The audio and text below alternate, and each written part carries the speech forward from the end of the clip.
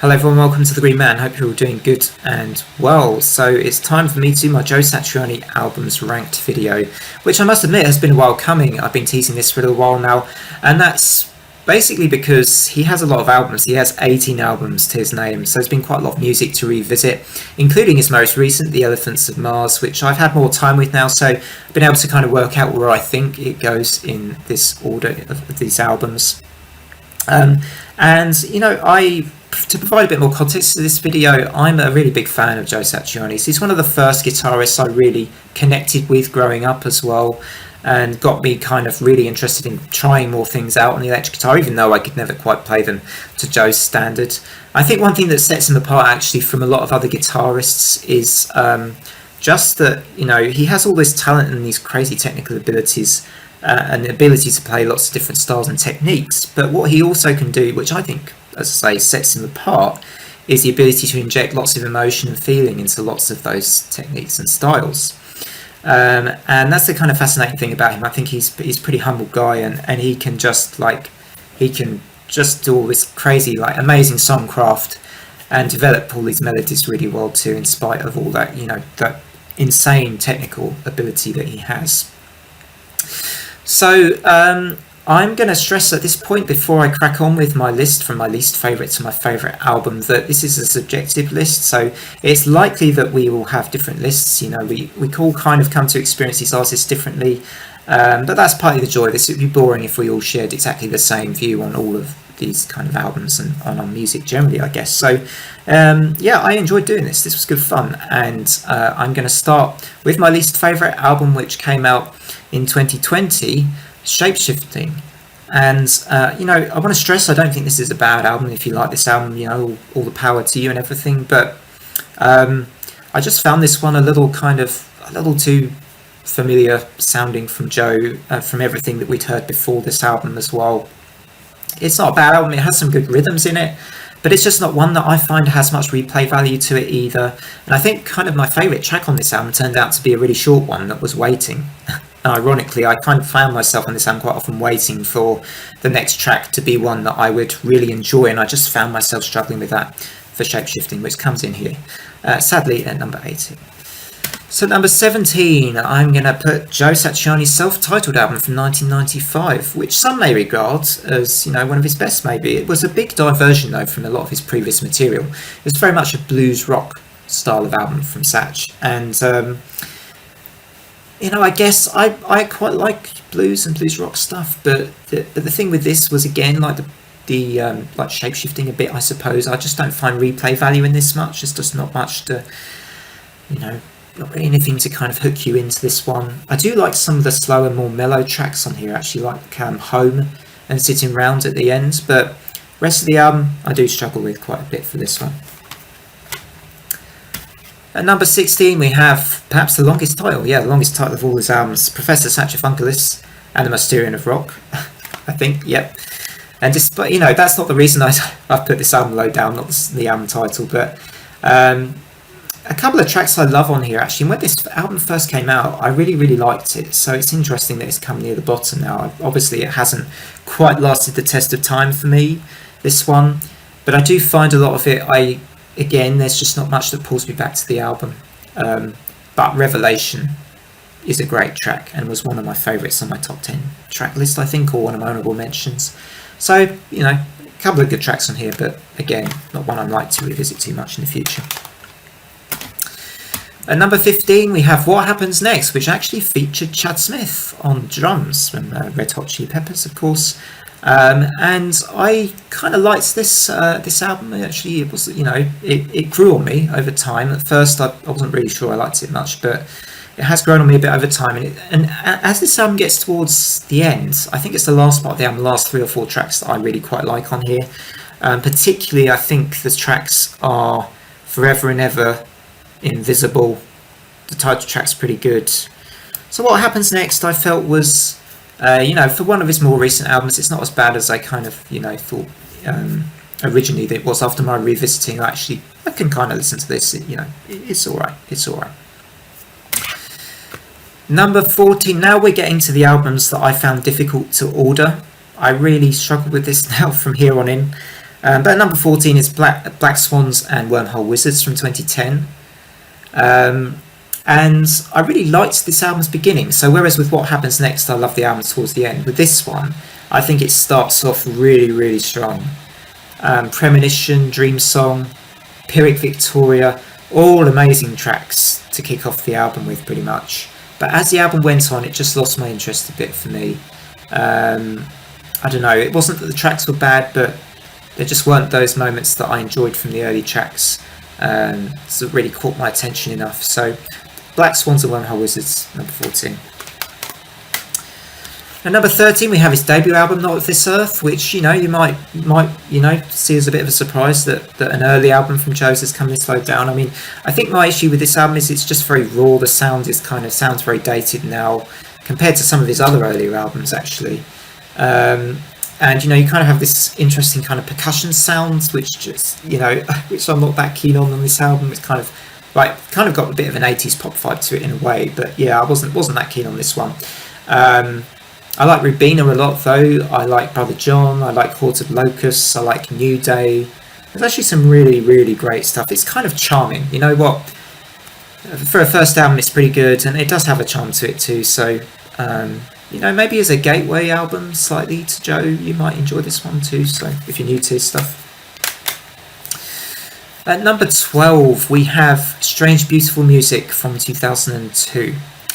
And I reckon, so far of these albums, this is the one that might cause the most kind of, why is he doing that? Why has he put Strange Beautiful Music down at number 12? And I would get that, because I have a lot of respect for this album, actually. I mean, it's like I'm disrespecting it, putting it on number 12, I suppose. But I have a lot of respect for the album. I think it's a pretty well-accomplished album. It flows very, very well. But the problem is there aren't many tracks on here I really that grab me. I do quite like Belly Dancer, My Storm, tracks like that. They're kind of original sounding from what he'd done to that point, I think. The effects are kind of interesting, but just the album just doesn't quite do it for me. It's quite a long one as well, but I just can't go back to it a lot. And in the end, I had to decide to put it down here at number 12.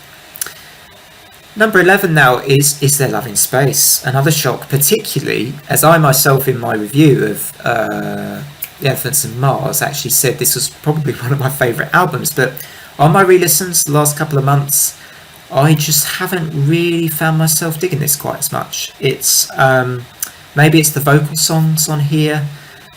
I have good nostalgia with this album because as a university student I really got into this album and I loved it a lot. So over time it's just not lasted the test of time quite as well as I thought it might have done now. But I do like Searching and Souls of Distortion a lot, but a lot of this album actually isn't quite as good as I remembered it. So surprisingly it's just made it here to number 11.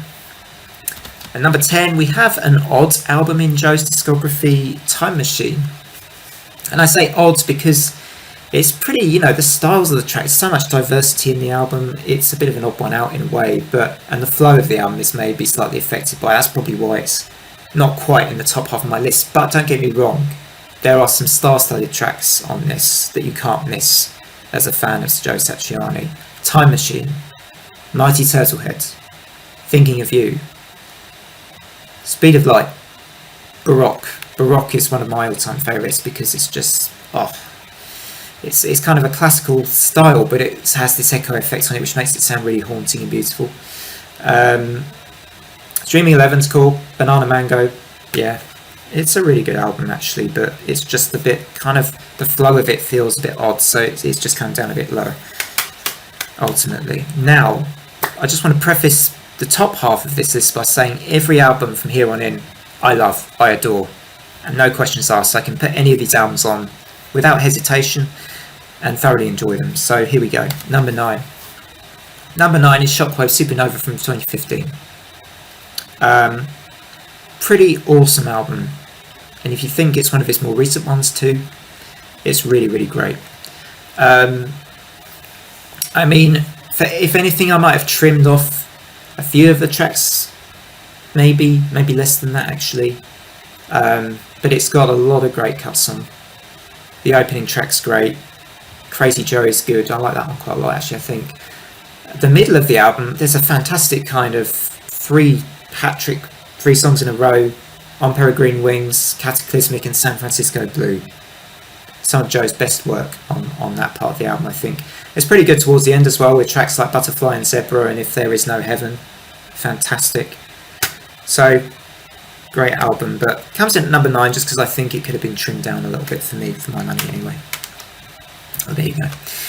So, at number 8, I do remember, I think Anton commented, one of my viewers or subs, and said this is one of your favourite albums, and actually, you know what, or you really like this album, and I really like it too. It's coming at number 8. I think it was a very bold and brave choice to change his style like this. Joe Satriani, he kind of, I feel like a lot of artists at that time in the kind of late 90s, early 2000s were changing that kind of style, where they were using more of these kind of digital effects, if you like, or computer samples in the music, and you see Joe's doing that, but I think he still gets his signature, guitar licks on the album as well. You can still tell that that genius of his is still there on this album very much, and there's a lot of great stuff on here too. I mean, you've got Borg Sex, one of my favourites. Until We Say Goodbye is incredible, I think. Clouds Race Across the Sky, similarly, another great track on the album that I really like. So, yeah, it's a very good album. I think, if anything, maybe it's perhaps slightly less to my personal taste, but I have a huge appreciation for it. I do really like the tracks that I named there too. So where do we get to now? Number 7, which is the album of my t-shirt. I saw Joe live on this tour for the first time, and this is Super Colossal from 2006.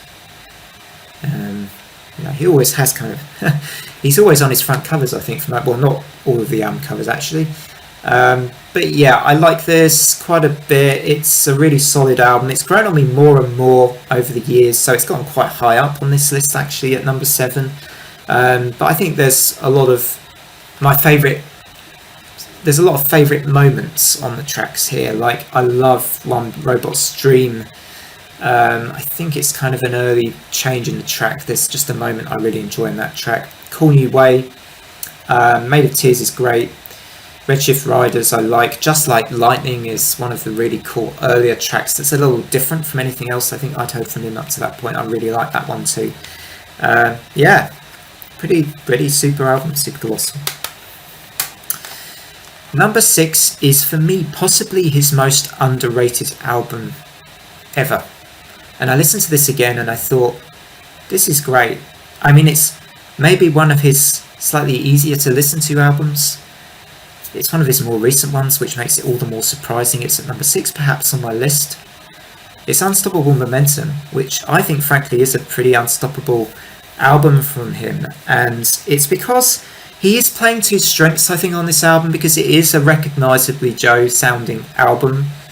There's lots of those guitar licks, soaring guitar, soaring guitar solos, and lots of those really uplifting moments on this album. But it's like Joe, but it's Joe Satriani done to, it's very familiar sounding him, but done to perfection. He's like playing to his strengths, but he's playing to his strengths brilliantly, if I can put it like that, so I make sense. I hope I've made sense there. But I love it. It's coming at number 6 because I just honestly thought, how on earth is this album not better kind of rated as well? I was looking at some pretty savage reviews for this album too, but there you go. At number 5 we have Elephants of Mars. There we go. I love the album cover on this one actually as well. One of the few that doesn't feature Joe on the front. What an album. Really challenging, different style, I think, from anything much I'd heard from him, and maybe some would hark back to albums like Crystal Planet perhaps, and Engines of Creation with their stylistic differences. It's pretty exotic sounding though, this one as well, and for me, out of his really challenging albums, perhaps his best, or one of his best. It's just great, start to finish, and it flows well, and I think it's produced brilliantly. And given it's his most recent album, I'm giving it a lot of respect, but I think he put so much work into this. You can just tell that, Satch put in a huge amount of effort to this album, and it's paid off. Now, I've really struggled with this. Yeah, between the Elephants and Mars and the next one, they were both very different stylistically as albums, but I couldn't decide which one I would have as 4 and 5. In the end, my attachment to this next album was what just put it above, because it's got so many great songs on. I just couldn't put it lower than 4. I just couldn't do it to this album. Flying in a Blue Dream, and that title track is an all-time favourite track for me from him. Just one of those tracks that feels exactly like the song title. Like, as you're listening to it, you are flying in a dream, in a blue dream. Wonderful. So many good songs on here, though. I Believe, One Big Rush, Big Bad Moon. Actually, I think it's one of his better vocal tracks too. Feeling, Day at the Beach I like a lot. The Forgotten, parts 1 and 2. Killer tracks. Yeah. Classic for me. Great guitar tone on this. Great guitar tone. At number 3 we have a classic, really, or he's often thought of as one of his classics, Crystal Planet from 1998. And I believe this is the first time Eric Codieu got involved with his projects or his albums. Could be wrong. I could be wrong, but I think so. And, I think it was a great... after, for me, what was a little bit of a disappointment with the self-titled 95 album, this is a great album. It's fresh sounding, it doesn't sound like anything Joe had done before, and it pushed the bar for me, for him, and did it in a really great way. Fabulous album, deserves the 3 spot. Maybe didn't quite make it to my number 1 spot because you do notice the time a little bit, just a little bit, with a couple of tracks on the album, but it is mostly stellar. And when you've got tracks like Crystal Planet, Love Thing, Ceremony, Time, it is still fantastic.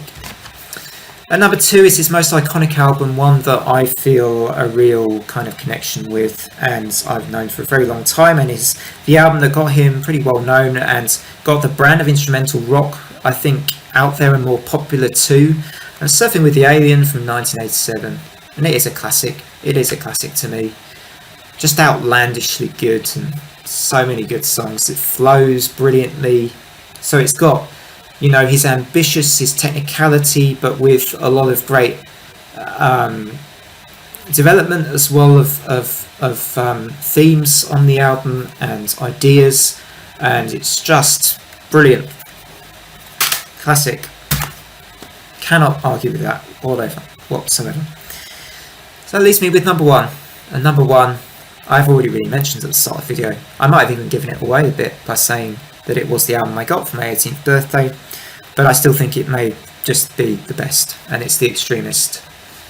With Andy Johns involved in the production of this as well, and Greg and Matt Bissonette providing bass and drums, and it just flows effortlessly. I've said that a few times recently, but it does have an effortless flow to it. And it sounds great. I love the guitar tones on this album. Perhaps one of my favourite, almost of all, is it's just got the perfect tone and sound of the bass and the drums as well. So it all comes together. It's like a great rock album without any singing, because the guitar does all the singing on here. It's just, as I say, it's just got everything. It's got everything I want from a Satriani album. Doesn't outstay its welcome either. It goes by in a flash. It's still my favourite album. It's still number 1. So thank you very much everyone for watching. As always, do drop a like and subscribe if you like these kind of videos. Maybe there's a ranking you'd like to see at some point, and maybe I can get around to that too at some point. You never know. Otherwise, from me, just want to say thank you for watching, as I just did, and take care everyone, and bye for now.